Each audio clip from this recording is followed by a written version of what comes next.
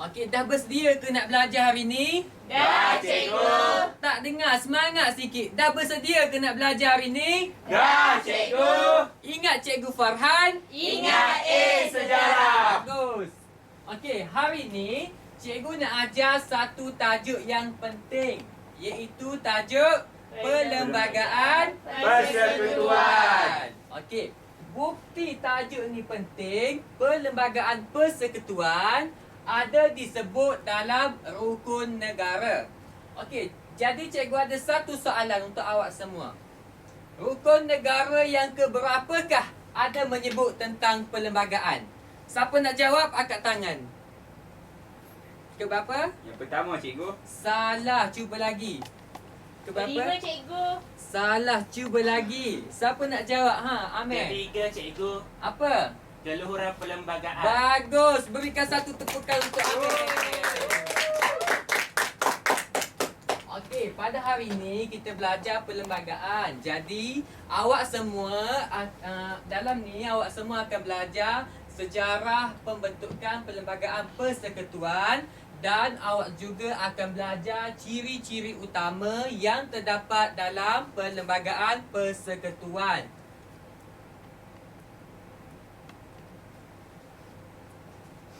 Pada akhir pembelajaran pada hari ini, cikgu nak para pelajar dapat memperihalkan latar belakang sejarah perlembagaan persekutuan dan cikgu nak juga pelajar dapat menentukan ciri-ciri utama yang terdapat dalam perlembagaan persekutuan.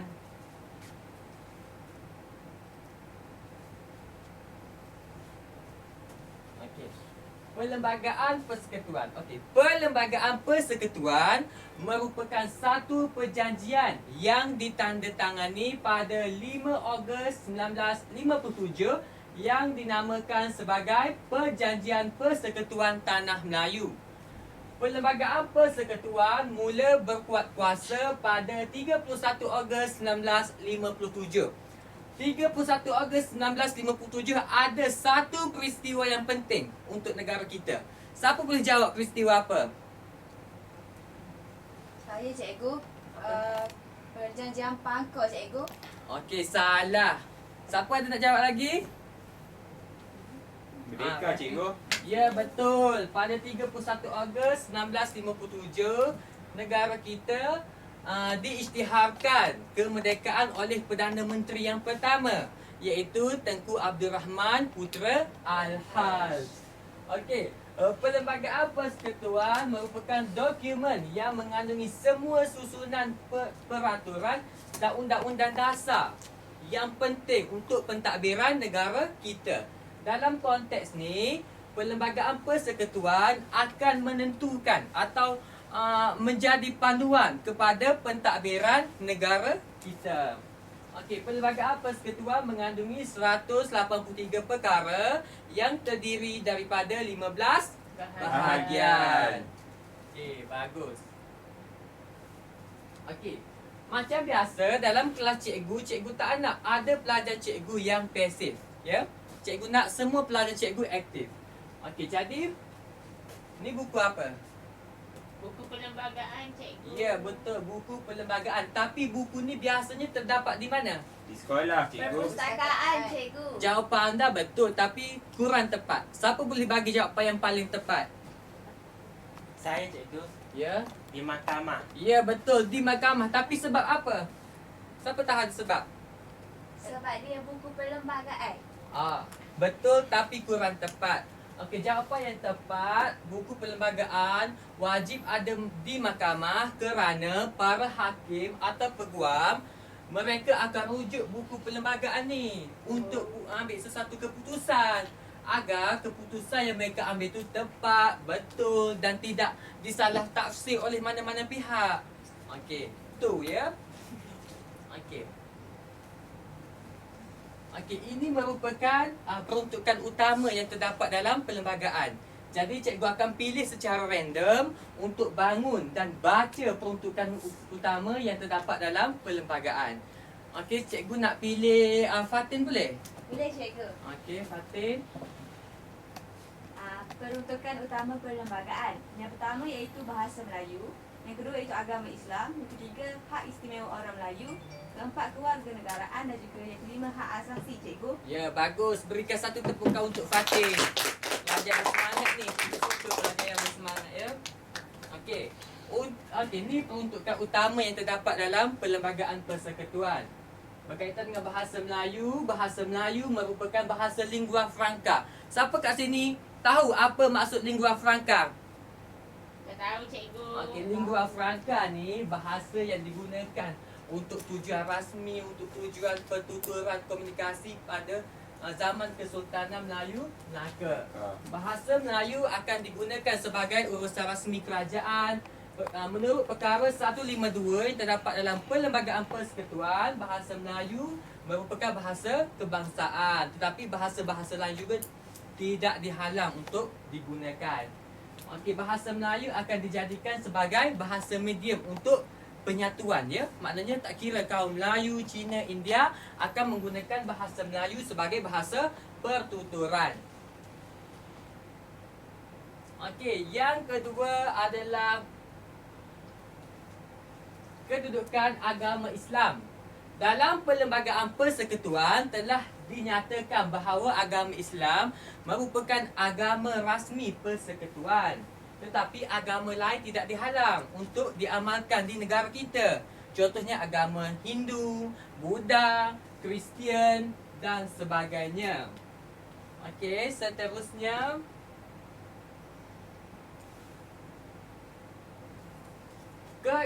Perlembagaan Persekutuan juga turut memelihara hak dan keistimewaan orang Melayu dan Bumiputera, Sabah dan Sarawak. Contohnya dalam perkhidmatan awam, perkara 153, Perlembagaan Persekutuan telah memberi tanggungjawab kepada Yang di-Pertua Agong dan Nasihat Jemaah Menteri untuk memelihara rizab orang Melayu dan Bumiputera di Sabah dan Sarawak. Seterusnya dari segi ekonomi, kerajaan telah melaksanakan pelbagai dasar untuk membantu ekonomi golongan Melayu dan Bumiputera. Contohnya dasar apa ni? Dasar ekonomi baru, cikgu. Dasar ekonomi baru yang diperkenalkan pada zaman Perdana Menteri yang keempat. Pada zaman siapa? Tu Dr. Mahathir, cikgu. Betul, Dr. Mahathir. Dan sasarannya adalah orang Melayu dan Bumiputera Sabah Sarawak memiliki kekuatan sekurang-kurangnya 30% daripada jumlah kegiatan perdagangan dan perindustrian di negara kita. Okey, seterusnya dari segi pendidikan. Fasal 153. Yang di-Pertua Agong bertanggungjawab untuk melindungi kedudukan orang Melayu dan Bumiputera dengan menentukan rizab kepada mereka seperti memberi bantuan beasiswa, keistimewaan pelajaran dan sebagainya. Penting ya, sebab cara untuk mengubah nasib orang Melayu adalah dengan melalui pendidikan. Okey, macam awak semualah sudah melanjutkan pelajaran. Betul, cikgu. Okey, seterusnya Perlembagaan Persekutuan juga turut mengandungi tentang kewarganegaraan. Terdapat 4 cara untuk mendapatkan kewarganegaraan negara kita. Yang pertama, kuat kuasa undang-undang. Siapa tahu? Tak tahu? Tahu, cikgu. Tahu, cikgu terangkan ya. Okey, Melalui cikgu. kuat kuasa undang-undang, macam kita semua, bapa warga negara atau ibu warga negara, secara automatik kita dapat kewarganegaraan melalui kuat kuasa undang-undang. Dan yang kedua, melalui pendaftaran. Pendaftaran ni bagi kaum perempuan yang bukan warga negara, untuk mendapatkan kewarganegaraan awak perlu berkahwin dengan lelaki warga negara. Dan pencantuman wilayah ni pencantuman antara kedua buah negara, dan secara automatik akan dapat kewarganegaraan lah. Dan yang keempat adalah melalui kemasukan.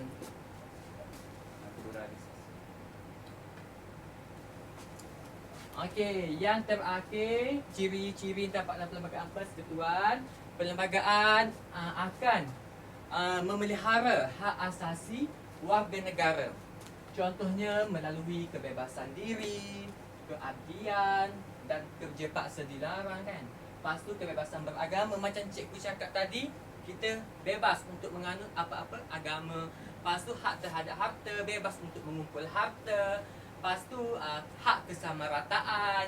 Lepas tu hak terhadap pendidikan dan hak terhadap apa? Bersuara. Tapi bersuara ada batasnya ya. Okey, cikgu. Okey, ada apa-apa soalan sebelum kita tamatkan sesi pembelajaran pada hari ini? Ada, cikgu. Okey. Rumusan yang cikgu dapat buat pada hari ini kita belajar sejarah pembentukan perlembagaan persekutuan dan kita juga belajar ciri-ciri utama yang terdapat dalam perlembagaan persekutuan. Boleh bagi tahu cikgu tak apa ciri-cirinya? Cepat. Tak tahu. Tak tahu, cikgu akan terangkan. Okey, ciri-cirinya adalah bahasa Melayu, agama Islam, hak dan keistimewaan orang Melayu. Lagi. Hak kebebasan diri. Hak kebebasan diri dan semua tu. Okey. Okey, jadi setakat ini sahajalah kelas kita pada hari ini. Kita akan sambung kelas kita pada minggu hadapan. Sekian, terima kasih. Terima kasih, cikgu. Terima kasih.